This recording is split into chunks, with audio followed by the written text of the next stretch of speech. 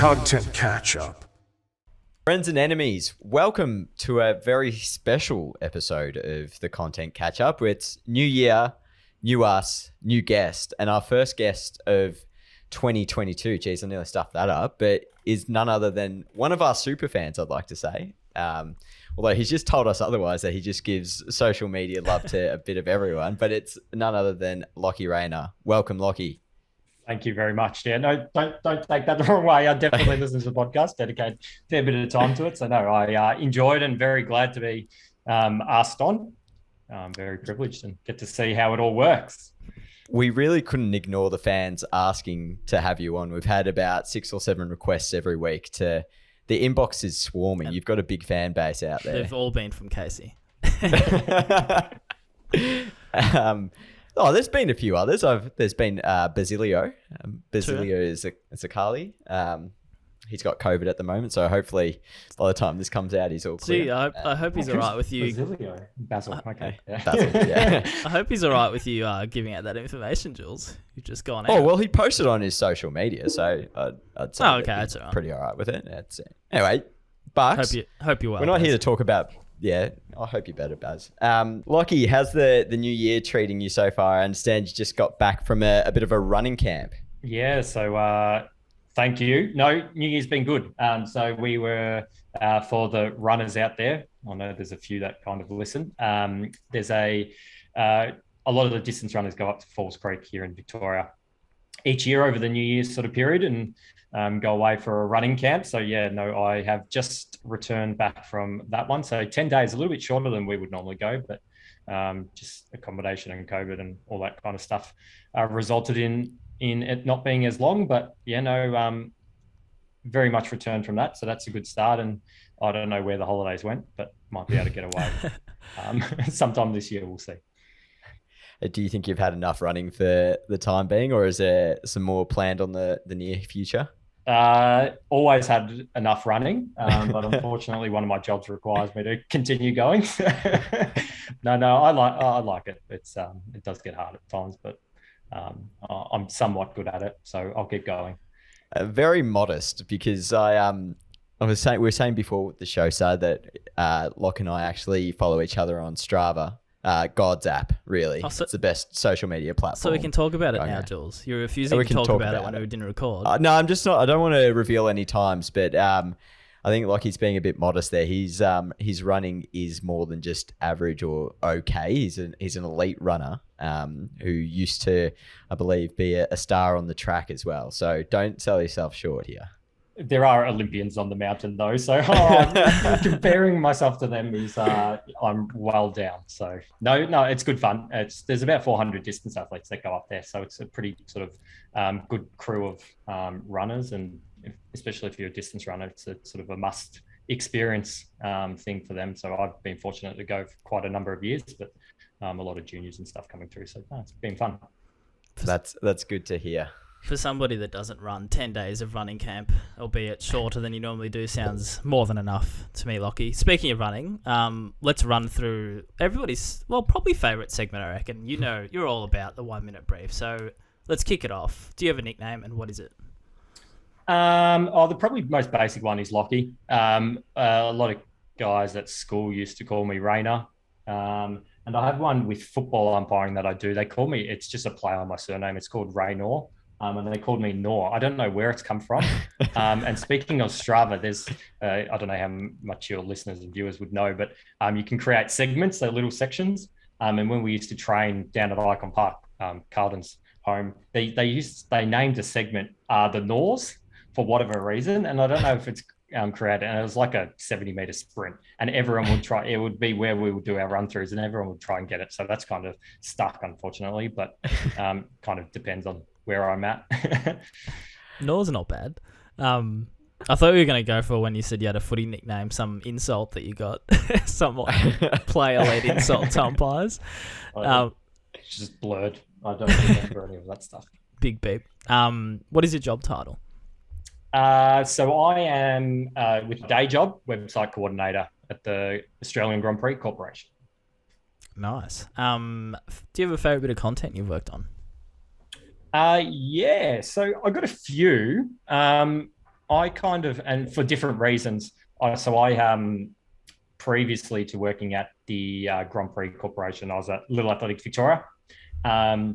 So one of the bits of content I did there, I mean, it wasn't for any sort of viewership reasons or anything like that, but it was a pretty good campaign that we did. And it was around, there's a campaign called Let Kids Be Kids. I don't know if you've heard of it, but it's basically around like sport, junior sport participation, and making sure that people aren't sort of abusing or yelling out to kids or umpires, etc., from the sidelines. So we're able to work with children from, I don't know who the youngest was, but it would have been maybe 7 or 8 year old through to sort of 15 year olds to work on this campaign that did really well. So that was one of the positive, really good ones that we did. And a few other ones, so largely in athletics. So we did, I'm sure you'll probably touch on it, but I do a lot of live streaming stuff in what we do. We did one event in Canberra, which was sort of a bit of a goal for us, where we had a team in Canberra and a team in Melbourne, and sort of produced sort of different 2 different streams of an athletics meet, a pretty major state championship meet, remotely. So we it's a part-time gig for me and for the people that sort of do what we do, to be able to sort of send a team of camera operators and say a producer to a different state, and then remote produce it from Melbourne with commentary. As I said, for sort of part-time. Don't do it for a bit of love, to be able to kind of get the technology and all that kind of stuff working from that point of view. That was a really sort of, I guess, proud moment of sort of the business that I started and have been able to have other people help with. So they're probably sort of the main ones that stick out. One that I didn't release, and I won't mention names, but we produced another behind the scenes bit of content with a pretty well-known sprinter, where we went to national championships and sort of filmed their lead up to their races and their heats and finals, etc. Unfortunately, the coach vetoed it, so we couldn't release it. No. But for a sport like athletics, where it doesn't sort of get that kind of coverage, the behind the scenes and being able to sort of show how he interacted with his coach in the lead up to it, and to each series of race, heat, semi-final, final, was really cool. And we'll look to do more of that kind of stuff. Unfortunately, that one won't ever see the light of day, but that they're probably a few different for different reasons. They're the main bits of content that I'm proud of. Bit of cutting room floor stuff there, Barks. Yeah, we love that. That sounds hugely disappointing to not be able to release that. I think we've all got those bits that you think, oh, this is going to go so well. Like, really love putting together, and then one thing is a difference maker, and it's just such a killer. We get all sorts of answers for this one, Lockie. What is your best non-work skill? Now, I was thinking about this one too.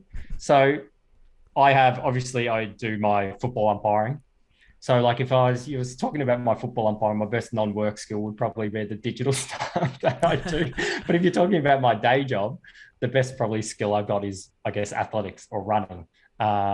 So I don't know. I'll take one of those. I wanted something obscure. Probably running. I wanted something out there. Yeah, I don't know. No, I won't put you on the spot. These never go for 1 minute. All right. You've added one on me. One skill you wish you had, says Jules. One skill, I think, and it is in a digital space. One of the YouTubers that I watched that really got me into digital media, I don't know if you've heard of him. He was an athlete by the name of Jon Olsen. I don't know if either of you have ever heard of him. He used to be a Swedish snowboarder. And he makes all these YouTube vlogs, etc.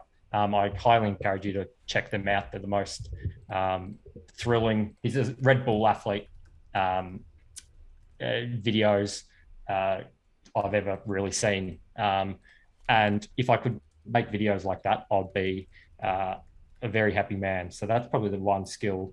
We'll probably talk about it later, but to be able to sort of nail down the video side of the craft, the digital craft would be something that I would really like to do, and sort of the aspect and the genre that this guy does is probably where I'd look to sort of take it. I've just written his name down, FYI. Yeah, we'll have to give that a look. But just jumping back for a second here, Bark's telling me I'm the most unprepared, unprofessional person in this podcast, and he doesn't even realise that I've added a question to the 1 minute brief. Well, a bit of background here is that... You wanker. Well, this week, we preach it all the time. You got to tune out. So did I read this thoroughly last night? No, I didn't, because I'm off work this week. So but this isn't work. Well... yeah, all right. I don't have any comeback. I'll move on. Yeah. Anyway, we'll move on to some more structured questions, because even from that little short period, you get like just a glimpse of how much you actually do, Lachie. But let's wind it back to the start. You've got huge passion in athletics from a young age, I imagine, and then you discover the world of kind of like digital media. At what stage did you realize that you could kind of combine those two and make it into something more? Yeah, so so I started athletics when I was a kid, little ass, 5 years old. Probably the most notable, I have a company or a brand, athletics brand name called Athletics Exclusive. So that started in 2013. So that's kind of probably the first time that I combined what I do in IT and digital with athletics. So that started as really just a sort of a content and a athletics coverage. We'd write web articles, go down, take photos, very sort of basic stuff. I was just out of school and did that, and that grew pretty quickly. There's not a lot of those kinds of things in athletics here in Australia, and a couple of other ones sort of do Australia but focus internationally as well. So we were kind of just domestically covered. So that grew really quickly. And probably landed me my first job at Little Athletics Victoria as well. So, and then once I got that a few years, it kind of stopped. So I kind of couldn't really run an athletics brand website whilst working for one of the state organisations. So that kind of stopped until I discovered the live streaming side of it. So I actually came into digital media. I fell into it through what I did at Little Athletics, and with this brand, I was actually studying business IT. So I kind of come in from the digital space. I find probably a lot of people in my sort of have come in from almost a marketing side background. I come in from an IT background, so I built websites, sort of like the technology aspect of it, and that's how I fell into it. So yeah, I got into Little Ass, and then it led into live streaming, which I sort of revamped up that brand that we were able to create. So it sounds like you had kind of more of the technical side of everything that you then developed through like Athletics Exclusive for the website and the streaming and stuff. Was there ever difficulty harnessing that into a bit more of a creative side and working on what people want to see and creating content in that space? Yeah, definitely. And that's one of the probably big focuses of my move from Little Athletics to the Gran Prix Corporation. Where at Little Ass we're staff of 7. I was the only IT, social, digital, marketing, sponsorship, etc. Everything. person. Yeah. So the creative aspect is something that I could do, but as you're probably no doubt aware, it's pretty hard to sort of come up with stuff on your own all the time. So being able to move to a bigger organisation like the Grand Prix, where there's 5 people year round in the digital team, plus graphics people, etc., that sit within the broader marketing, has been really good for being able to bounce ideas off, create that creative aspect of what we do. Because yeah, as you were saying, sort of coming in from the IT boring sort of side of no creativity, moving into the more being able to just work with people, I think sort of helps. I mean, you can come up with ideas on your own, but yeah, the more people you can bounce them off has definitely helped.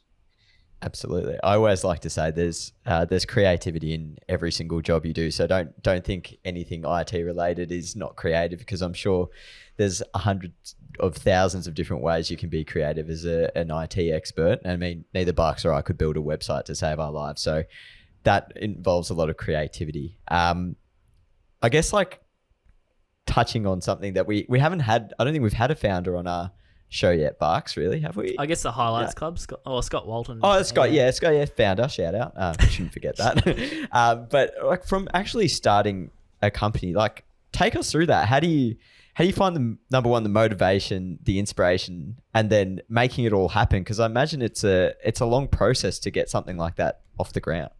Yeah, so I mean, it's a company in the from the point of view that creating websites that started as for friends and stuff like that obviously grew. I know there's been a few people on your podcast that have spoken about it's something that started as a hobby, then quickly became something that people wanted you to pay you to do. So that's kind of how the Rayner Media side of the business came about. And we're looking at sort of expanding that into an actual partnership or a company moving forward in the next year or so. So it's more of just a sole tradership where it's we are largely for the live stream aspect of what we've been doing. You do need a business behind it, especially when you're doing it for bigger organizations and you're employing quite a few contractors, etc., to do different roles. So that was grown out of that, but we're looking now at being if I had to sort of shake a crystal ball and what I want to do in the future, like having a content sort of agency type set up where we've got like a studio with an old decked out factory type thing with a podcast room and a studio where people can film stuff is definitely the goal. And if I could take it there, that would be something that I would look to do with this business. That sounds awesome. Like, I think you're right. Like it seems like there's quite a jump from local or smaller scale stuff for individual athletes, and Bucks, you'd probably agree with this in terms of them being able to produce their own content before you get to then the big time stuff where it's like clubs or networks and stuff like that. So what's the bridge in the middle that still helps promote a lot of what's going on and create great content for them that's accessible for your everyday athlete or your everyday club or whatever it might be? So that sounds really awesome, man, especially the plans. Like, geez, that got me excited just thinking about the potential of all that.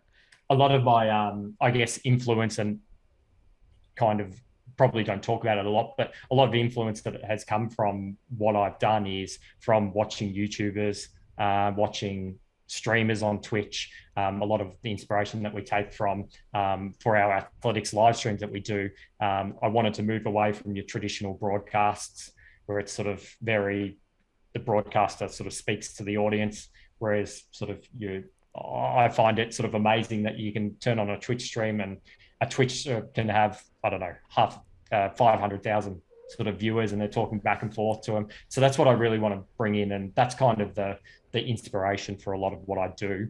I have a few hats though. So timing of what, of how much time I can put into this business aspect and the content creation has always been sort of a bit of a barrier, but I mean, I'm learning and there's plenty of time to sort of do those kinds of things. But yeah, that's the big goal sometime in the future. Yeah, awesome. I think it sounds really it sort of speaks volumes to, like, I think you mentioned it, how many people we've spoken to that where they are today, or the reason we've asked them on the podcast, it started from them doing their own thing. And I'm not saying to everyone out there, go start a random side hustle just because, but if you do have an idea or something that you think could work, just do it. Because yeah, you're like your example and listening to where, like, how it's helped you, I just find that really cool. But we'll go on to, I guess, a bit more. You mentioned the Grand Prix side of things, but moving from, you mentioned from such a small one-person team in yourself to moving to such a bigger team. For those people, I guess me and Jules are one, that don't know a lot about the motorsport industry in terms of the digital and content. Very broad question, but do you have a favourite thing about it that sort of summarises, I guess, what you enjoy about it?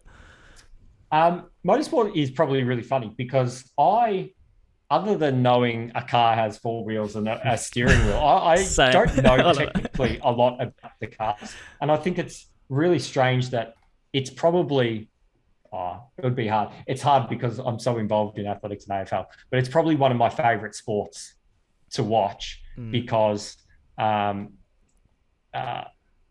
how they've been able to draw you in. And I remember although I watched maybe the Australian Grand Prix and like your Monaco Grand Prix that sort of draw the big attention, since Liberty Media, so I don't know, the Formula One changed ownerships 2016, 17 to a new media pretty much organization.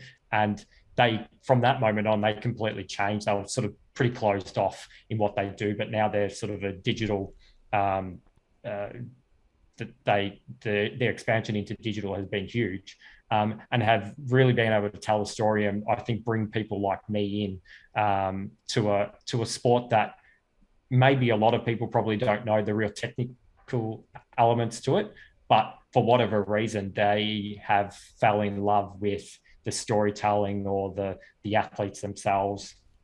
I remember with my job at Lalas, we were actually working within the Albert Park precinct. So 3 months leading in, the walls would start coming up. And you just get that sense of excitement. Probably a lot of people have been to like the Australian Open where you sort of, a lot of people go there just for the bands and the bars and the event experience. And I think that's kind of what we've tried to create at the Grand Prix, especially with the Formula One. It's just an event that you kind of want to be a part of and then hopefully, I guess, follow the sport more closely. Obviously, we've got the Formula One Drive to Survive Netflix that has definitely brought in more fans to the sport. And it just shows it from a different light. But the fact that you can follow a sport and not really technically follow it, I think is sort of quite amazing. And a lot of that, I believe, would come down to the digital sort of side of how they've sold it, how they've told the stories of the athletes. I was going to say, do you think that actually helped you in terms of creating content, not knowing anything really about the sport and athletes? Yeah, so it's a bit weird. So how the Grand Prix Corporation works is we're the event promoter for the Formula One event and the MotoGP event later on in the year in October. So I guess we've kind of got a bit different goals to Formula One themselves, as we're kind of promoting the event and Victoria and sponsors, et cetera, et cetera.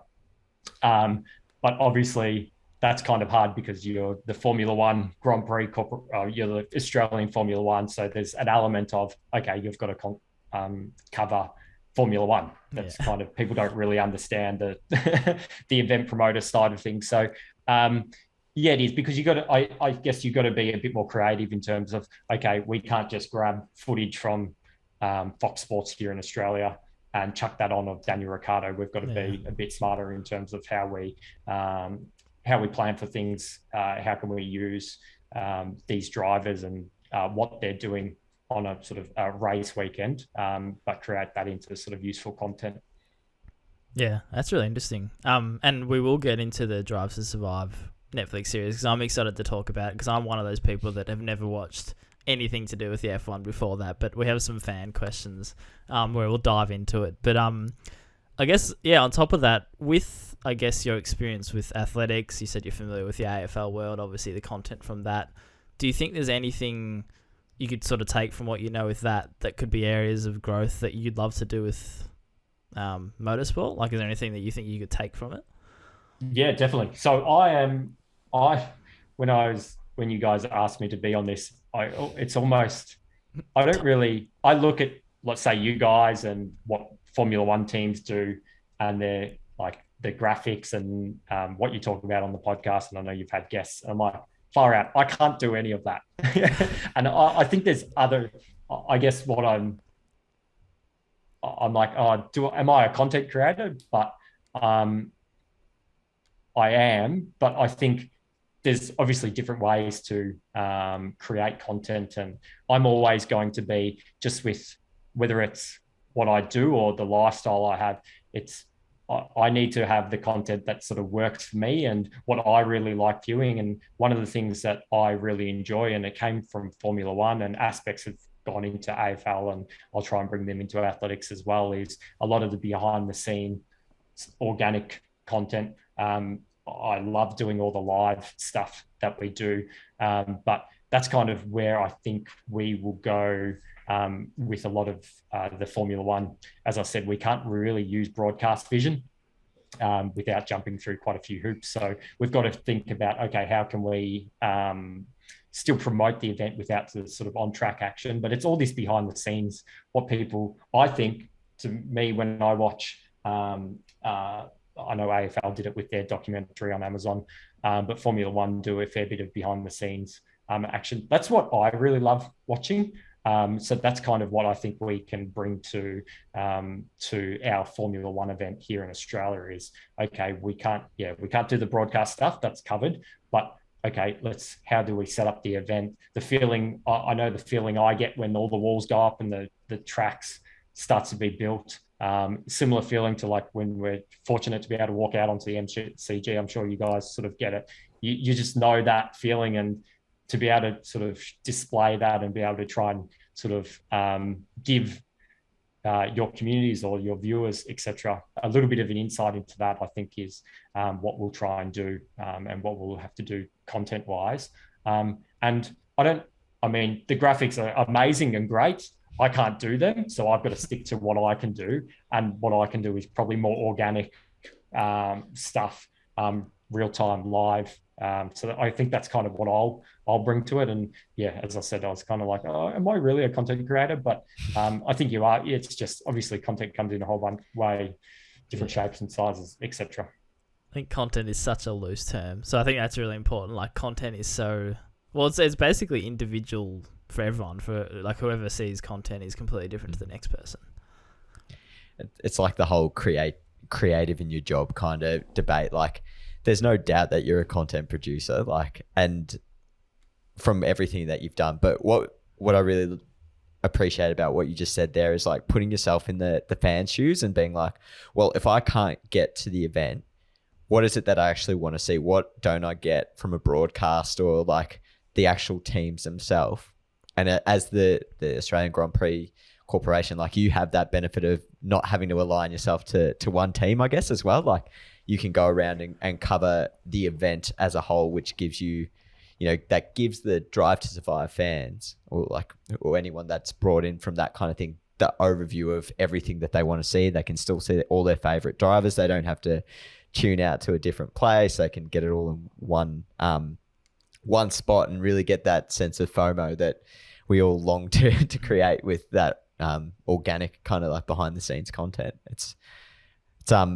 It's exciting, isn't it? Like to think about the potential now, especially, and it maybe this is something else to touch on, but we haven't had a Grand Prix for the last 2 years, or? Yeah, so we've missed 2 years of Grand Prix. So by the time this one rolls around, it'll be 3 years pretty much to the day. Yeah. Does that factor into your planning a lot in terms of how big you're going to go?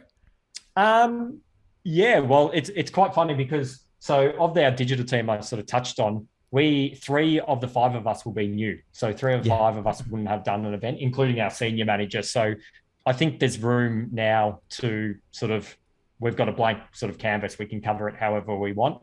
But also taking into consideration, it's a 4-day event. So you can't really do, you can't just spam massive amounts of content. So you've got to be a bit choosy in terms of how you're going to cover and what people really want. And also the fans that come along to our event, and don't want to talk marketing speak, but you've got your sort of diehard motorsport fans, and then you've got the ones that just want to come along for the cultural sort of experience, and then you've got your hospitality fans that sort of are up in the sort of hospitality suites, etc. So you kind of got to cater for all of those, and how do you do that through a digital space is going to, I guess, be the challenge, but an exciting challenge to cover the sport. Oh, please, let's talk more marketing. Let's talk audience segments. Let's talk personas. I could do it all day. But piss off, Barks. That feeds in really well too. I guess like the next question is like, how do you plan all these different types of content when you're like you said, 3 out of 5 of your team are new. You're not really sure exactly what you're going to get. How do you go about planning all this stuff when, you're not sure what's coming? Yeah. I don't know, and I'm only going to speak for myself here. So I have no idea. Fuck, you guys got any ideas? I think you're always going to know the stuff that is going to be guaranteed covered from the point of view in terms of any sponsorship requirements or race results, practice session results. So I think you can kind of lock in a lot of that. We've got quite a few ideas to work with individual content creators here from Australia. So we'll be working with those guys to try and elevate the event itself without, as I touched on before, you can only do so much through your own channel. So it's about giving sort of a voice to the ones that already promote the sport themselves through their own channels. So we must have missed our invite, Barks. We must have missed it. It must be stuck in your inbox somewhere. Or maybe the next couple of weeks. It's right. We'll just Ricardo. Touch up on your Formula One knowledge, and you might get an invite. But a lot of that, a lot of live, and So I kind of, when I was talking to you about it, I'm like, we haven't locked in a lot of the stuff that we're doing yet. But I mean, we have ideas in terms of we want to do more live stuff. We want to do stuff with content creators. There's obviously going to be the standard things that we know that you can just kind of almost design now, what time it's going to happen, what time the races begin, et cetera, et cetera. But other than that, it's going to be a bit of almost wait and see to an extent in terms of, okay, what's working well. We'll do a lot of coverage on the bands and the cultural side of things, behind the scenes vision of, there's a popular thing in Melbourne called the Melbourne Walk, which is where the sort of the walk between where the drivers and all the teams park, and then walk into the paddock, where it's pretty unique to Melbourne. There's only a couple of other Formula One events where it's guaranteed sort of access to all the drivers and the teams. So people who are at the event can line up and go get signatures. So we'll be able to do behind the scenes stuff on that, that they'll be able to do. The paddock is pretty exclusive in terms of who's allowed in there. So we'll do content on that. But yeah, so, I mean, it's pretty exciting. Not a lot's locked in at the moment, but we definitely have ideas. And I think a lot of, you can plan so much, but you kind of also have to leave a bit of room for, okay, what happens if this happens on the event? Okay, well, if, I don't want to say it, but a few years ago, Ricardo crashed on the first lap. So, okay, well, what are you going to do there? You're not going to, a lot of your Ricardo reaction stuff that you're going to do, obviously probably isn't going to work that well. So you kind of have to leave a bit of room for that. Plus, which we don't know a lot of at the moment, is how we can work with the individual teams. McLaren is obviously a big one with Danny Rick there, but we've also got Alpine, which is Oscar Piastri, which you might not know. He's the F2 champion. Yep. Aussie guy, so nice, he won't Jules, be driving nice. I've done some research, yeah. But he's really popular. So whenever we post about him, he gets a lot of traction, and sort of he's hopefully going to be our next Australian in Formula One. So no doubt he'll be at the event. So what content we'll do with him will depend on his schedule and what he's doing with the team as well. So a lot of different ideas, but yeah, nothing super duper locked in yet. But yeah, with so much of us being new, it is a bit of an opportunity to sort of do our own thing, working the skills and the expertise in the area. Our senior managers from Visit Victoria has done a lot of work with, I guess, bigger names when they come to the city, and promoting how to sort of integrate promotion of Victoria along with the event. So yeah, a lot of cool ideas, but we'll at the moment I can't give you too much because it's not there yet. You touched on this a bit, but just for like our knowledge, and I don't even know if you know this, so it's fine if not, but like you touched on who's actually there on the ground on game day. So do you guys have a content creator you send down there? Do individual teams, like obviously with Carlton, we know we've got a couple of people on the ground, a couple of people at the office. Like who is actually there from, I guess, the world that we're interested in? Is this from our event or from any? So like, yeah, for the F1 here, yes. What content sort of people are actually on the ground? Yeah, so quite a few. So we have probably, at the moment, we have 7 full-time in the digital space, including graphic designers, web, social, etc. On game day, our videographers go from 1 person a year to about 15. Wow. And then our social team, I think we had 6 other people. So they're like writers who will write articles for us, social media people, and then sort of some that focus on individual channels like Instagram stories, et cetera, et cetera. So that's how it's been done in the past. But I think we go from 65 staff to close to 300. That's insane. So our digital team grows from 5 to 7 if you count the graphic designers who technically sit within the marketing, not in the digital. It expands quite a bit. So it expands to almost 30 people. And then on a Formula One event. Sorry. Yeah. And then do each individual team have a couple of content people? From like Formula One teams? So for would McLaren have like their own videographer and photographer and whatnot? Yeah, so we for our event, I guess they kind of operate almost solely on their own stuff compared to us. So yeah, they would have video people that would come along. I couldn't tell you exactly. I'm sure it sort of varies from team to team, but yeah, no, they definitely bring their own content people along to each event. And then I'd imagine some of them have a lot of their teams back in Europe that sort of produce different stuff on the ground that they get sent to. I'm not exactly sure how it works, but yeah, I guess our job is mainly to focus on the Australians and the sort of the promotion of the Formula One event, but the teams themselves will have already, by the time they'll get to our event, they would have already done 2 other Formula One events, had a week off and then come to Australia. And I think they're sort of off after that straight away. So they kind of get in and out. We focus on one event and they get in and out and fly off to their next country for the following week. So nuts. Like international sports, just a different beast. Like I can't like put my finger at it. Even like, I guess from a not an international thing, but like you think smaller scale, like you think digital and social teams in America where they're traveling to like 50 different states covering like sport every week, and then you compare it to something like the AFL where it's like, all right, cool, you're going to be in Melbourne for 6 rounds and then you might go up to Sydney, fly in, fly out, be back in Melbourne for another, like it's on another level. I can't imagine the sheer amount of content captured, and then the people or you, and including yourself, have to decide what to do with all of it, because it's like such a big. You said it's a 4-day event. Like I can't imagine the amount of stuff you guys get. You sort of actually, the second part of this question is, well, you sort of touched on it, but do you, I guess in the way we work with the AFL from the team side of things, Carlton. So do you work on content with the individual teams? Yeah, so mainly we work with Formula One themselves and Dorna, are the owners of MotoGP.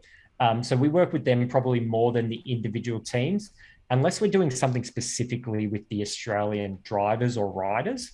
That's kind of the only time we would work with the team, and whether that be purely like interview requests or we want to grab content from something that they've done, car launches, etc. That's kind of when we would work with them. Largely, I guess our focus is to promote our Grand Prix event, and what it offers for the state of Victoria. So that's kind of our main focus. We do a little bit, and there's definitely, and one of the reasons, I guess, one of the cool things I know about following your guys' podcast is I didn't do a lot of that, a lot of the networking and the stuff before really gaining an insight on how much other people do in that area. And I know it's definitely been a discussion that we've had with regards to, hey, let's get in a room with, say, the social and the digital people from, say, McLaren at these events and find out what they do, how they operate. Can we do any collaborations? They've obviously got a massive audience themselves, but I mean, we have a sort of a big one here in Australia. So like those discussions will definitely be had, but they're sort of more just ad hoc when we've got a bit of content that we want to do that we would require, but it would be mainly focused around the Australians. We wouldn't really ever do anything with the teams if they didn't have an Australian driver there. That's so awesome though. You get to have the chance to talk to like people from places like McLaren, or I imagine like, for example, if an Australian driver went to Ferrari, like you get to talk to them, or even in the MotoGP, like the big guns over there. That's a huge network that you get to build, and a lot of creators that you get to tap into. There's also a lot of Australians that have sort of gone over from a digital point of view, that have gone over and worked for some of these companies. So we definitely try and keep in touch with those people to sort of find out what they're doing. And I mean, it's a big networking game, but when the sort of Formula One circus as such comes to town, they bring in a lot of people and a lot of knowledge. And I think it's just tapping into that as much as possible. We've obviously all got our own tasks to do, but I mean, learning off each other and helping where you can is definitely something we'll look at. It's definitely one of the great things about the industry as well. Like, I feel like everyone's willing to stop and share some, well, like trade secrets that aren't really trade secrets, because you're not always competing for the same audience. So it's all the better if you can kind of share them as well. I don't want to touch on the next question, because you kind of touched on like how you're not really sure of what the content that's going to come, and I really rate that. But I guess from another point of view, what are you most excited about? Not just the Formula One that's coming up, but you got the MotoGP towards the end of the year. Is there something that you're planning? You don't have to tell us, but like that you're really, really excited about showing to fans and the audiences after a couple of years of not being able to do any of this? Yeah, I think probably the most exciting, and it was one of the sort of things when I was starting the role, I sort of asked about, and I don't think we did a lot of, but working with a lot of the other content creators in the area, in the space. There's quite a few Australians and people from New Zealand that will no doubt, if they can, come along to the event. I think that's going to be a really big sort of avenue for what we do. And I know that's how I got into the space originally. So I went along, and you've touched on it, I know a lot of other people, that's how we kind of have gotten into the sports and the industries that we have. Is we started as building a website, or going down and taking photos of athletics meets, or doing video productions on the side, and you get into the area you want. And I think we've got a platform might only be 4 days, but we've got a pretty big international platform that can sort of really elevate these people's profiles and what they do. And in return, we know exactly sort of like they make Formula One bigger, and as such, they make it more exciting and get a lot more people along to our events. So we do have a few ideas, touched on it, around like podcasting, live podcasting, et cetera, to do at the event. And these might not necessarily be purely F1 based stuff, but people that talk about it, sort of lifestyle. We have definitely in our mind that not everyone's an F1 fan that's coming along. So how do we cater for those? But it's a big thing, and we have to think of, I guess, content ideas that are not just on our own platforms, but how we can sort of elevate. We're sort of almost all in this together in terms of what they do and what we do. We can help one another out. And I think that's one thing I'm really looking forward to, is getting along a lot of these people that you see online and you interact with or you talk with. But it's not until you sort of get them along to an event and you can sort of help them out with the areas. But in turn, that promotes what we do. Yeah, awesome. That does sound very exciting. I think like getting people together to all worked on something big, and whether that's, externals like you were just saying, or, growing your current team to 300 on over the 4 days or whatever it might be. That's nuts to just bring all those people together.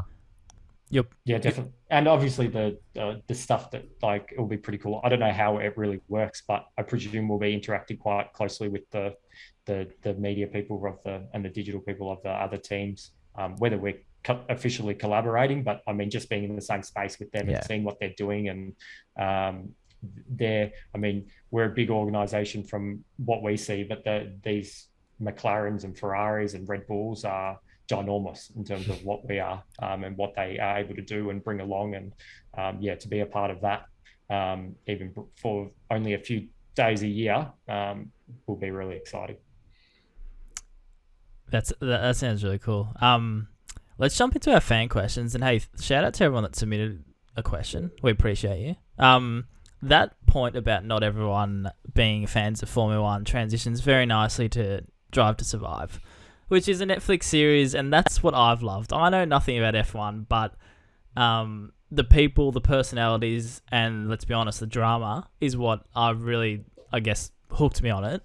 How have you noticed things change since, I guess, that's come out? I know you said you've only been there, you said 6 months, right? But how have you noticed, I guess, the audience shift since the massive Drive to Survive, I guess, popularity, or how popular it's been?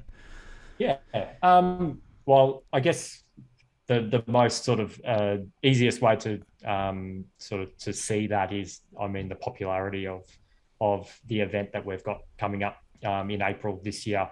That's I don't know how far back we would have to go, but it would be early 2000s in terms of the seating arrangements and the tickets and all that kind of stuff that we've had to put on. So from a pure from measuring that point of view, in terms of that, you can kind of see it. But I think from a personal point of view, I think it really hit home when we had the sort of the last race of the season, or when Daniel Ricciardo does really well. How much just of my own sort of friends that I didn't even know like Formula One would share Instagram stories, or even when I got the job, would ask about tickets and all that kind of stuff that comes along. I think that's kind of where you start to see, okay, this is actually very popular. If only it was most races weren't on at 11 p.m., 12 a.m., 1 a.m., we'd probably see more of it. But I think you do. I've definitely noticed a shift in just the general people engaging with the content and engaging with the athletes. From a personal point of view, more than anything, has increased quite substantially. And yeah, the last race of the season, everyone people I sort of hadn't spoken about messaging around what I thought of the Verstappen Hamilton last lap stuff. From people that you didn't even really know watch the sport. And I think you do have to really put that down to, among other things, but a really big change was the F1 Netflix Drive to Survive show that they created, because a lot of people have obviously found that, and it's brought in a new sort of audience to the show, to the sport. The power of Netflix. Has that changed how you communicate at all? Like in terms, I guess, just almost your social personality, but in terms of the way you post, I guess. Look, I couldn't probably tell you, just because of how short I've been at the organization. But I think, like everything in digital, we get almost real time measurements and feedback in terms of what people want, what people really engage with. We know that Daniel obviously does really well, but we know that Oscar and Jack Doohan, who are our sort of two junior drivers coming up through the F2 and F3, really do really well on socials. So a lot of the focus goes towards those guys. We know obviously some drivers do a lot better than others, etc. So I think it's just digital as a thing, in terms of you can move pretty quick and you can shift based on the real-time sort of results that you get based on sort of what people are talking about. So probably naturally, but I think we would have anyway. I don't think anything has gone too much to the Drive to Survive.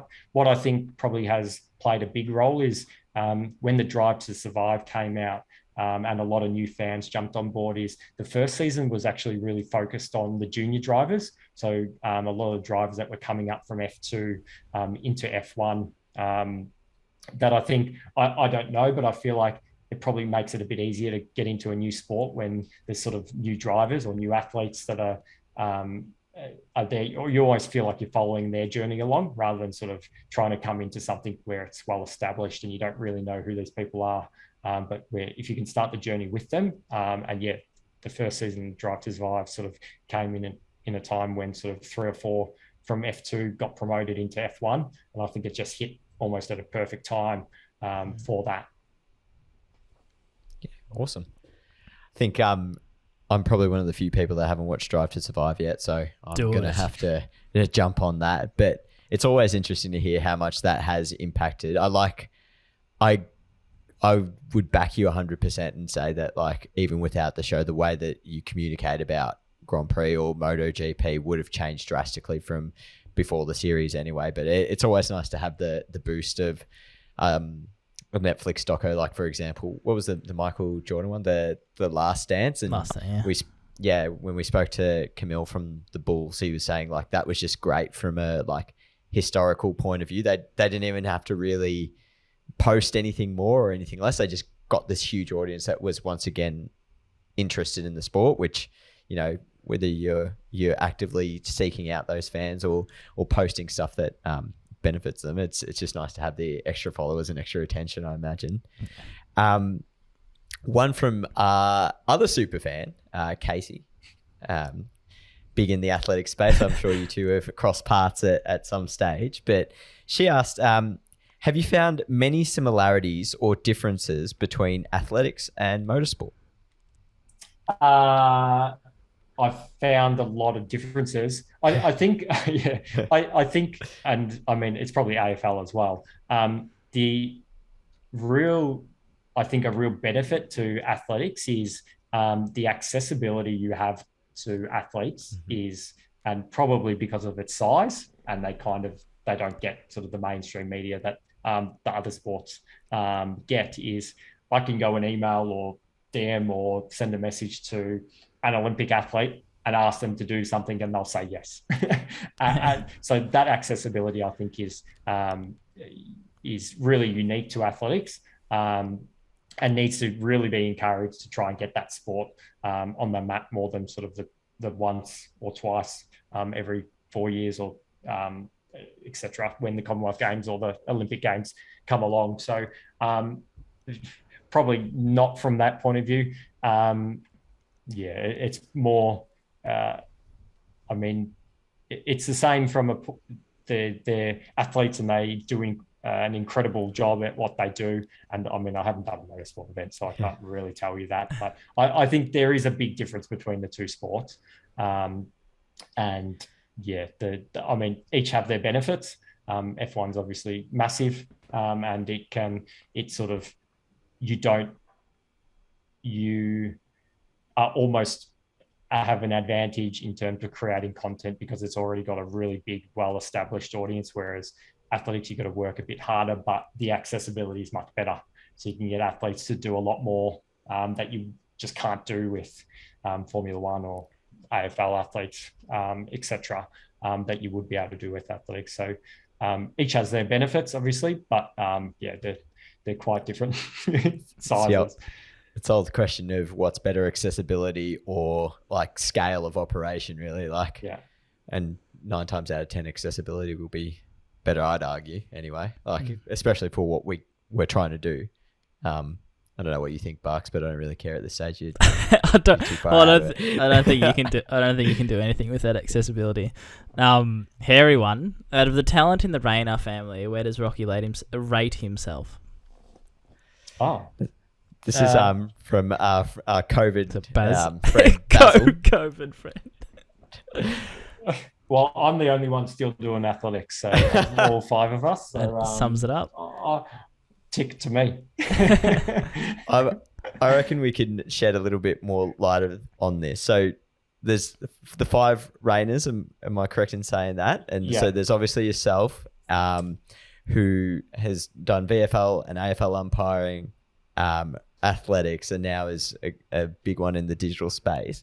Then there's Johnny, if I'm correct. Is that cousin or brother? No, brother. So Johnny's my older brother. So he was a very good runner.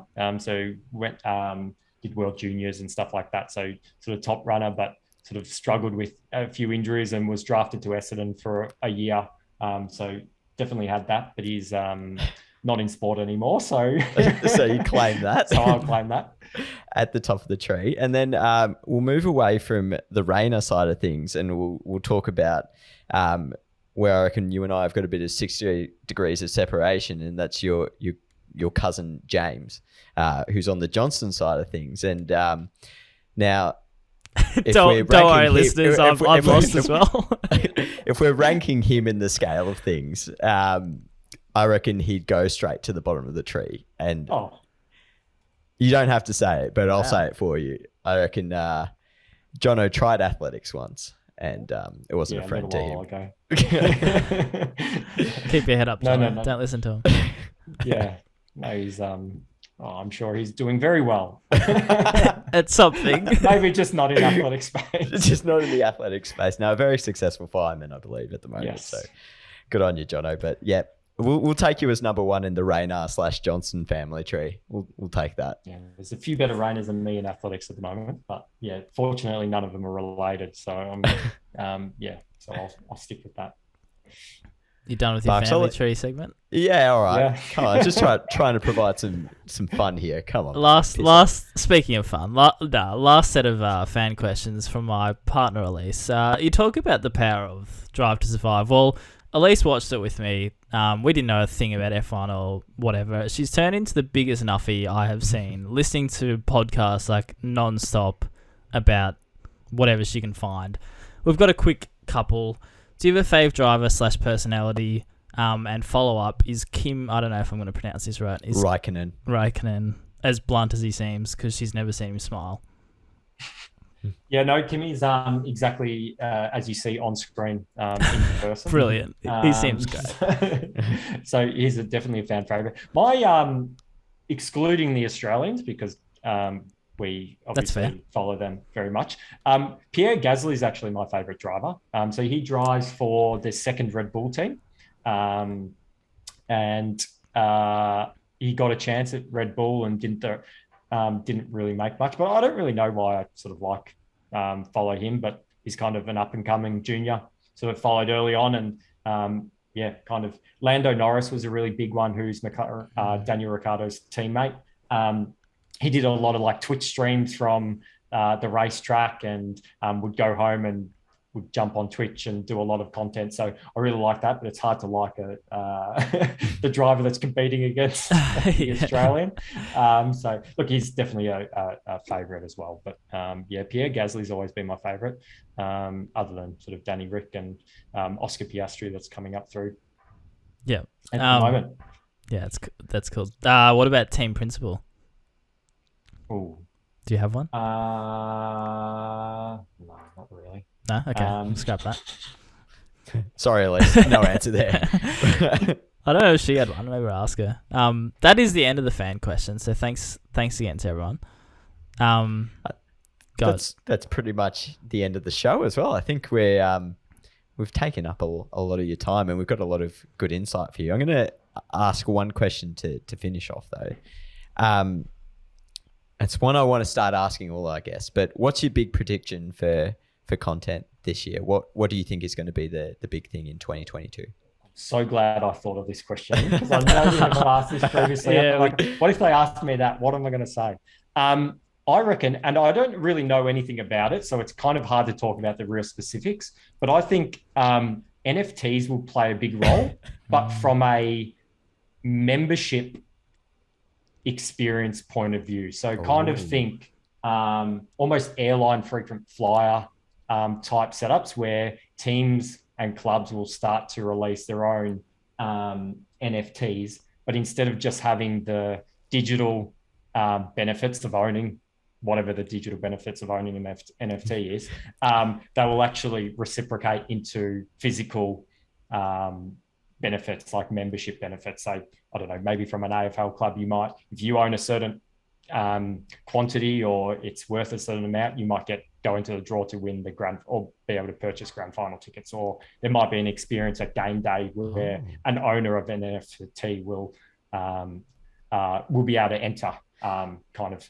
So that's kind of where I think. So NFTs, obviously, and I don't know a lot about them, but I think those clubs will start to use them in a more physical experience membership point of view rather than whatever they are at the moment. We'll have to bust out Barks's PDF on what an NFT is again. Which is, I think I missed the most important bit about that. But anyway, I like that, Lachy, because I've thought it surely has to come into our space one way or another. But like you, I don't know a lot, so I have no idea how it could, but I like it. Let's go with it. Yeah, I think I think that's where these, especially Australian sports, you'd all know this, but like some of the people that you talk to are not the most up to date with stuff and would be like, oh, well, why would I buy that if I don't get any benefit? Well, here's your benefit as well, aside from getting rich one day. Common NFTs when you see them being sold online, and then you'll see someone take a screenshot of it and say, "Oh, this is mine now as well." I think they'll. NFTs are obviously a big tech sort of thing, but I think if they need to come to the sporting space, and you need sort of the common sort of punter buying into it, there will need to be a physical aspect to it. And I think sort of sports will be big on, okay, what can owning a, I don't know, 1 in 100 player Guernsey or whatever singlet NFT get me? And it might be an experience on game day or experience at the Grand Prix, etc. Just imagining, I reckon Dustin Martin's going to be the first one to do something with that, or Mitch Robertson. It'll be either one of them. I reckon that's my prediction for NFTs. Yeah, and I think where digital probably comes into it is digital are going to be the ones that have to try and almost bridge the gap between what it is and those people that are like, well, I can screenshot it and I've got it for what it's worth. But okay, if I can go down and get a membership experience that no one else can because I own a certain quantity or of the value or however it's divvied up, I think that's probably sort of the space that's going to be there, and digital will obviously play a big role in selling that and promoting it. Can I just say the trouble that I'm sure a lot of people have had with QR codes in the older generation? If NFTs come into this, this is that it's not going to be throw them over the edge. They'll leave. They'll ruin memberships. Anyway, Lachie, it's a Friday night. We've honestly taken up far too much of your time. So no, a massive thank you for jumping on. It's actually been very, very cool to give us, I guess, an insight into your world. I'm sure I can speak for myself and Jules that it's been pretty damn interesting. And thanks a lot. No worries. Thanks for having me. Sorry I couldn't give you too much on the motorsport stuff, but no doubt closer to the event, and once we've had, we'll be able to chuck in and communicate online. Yeah, we'll have to get you back for a post at least Grand Prix update and see how it all went.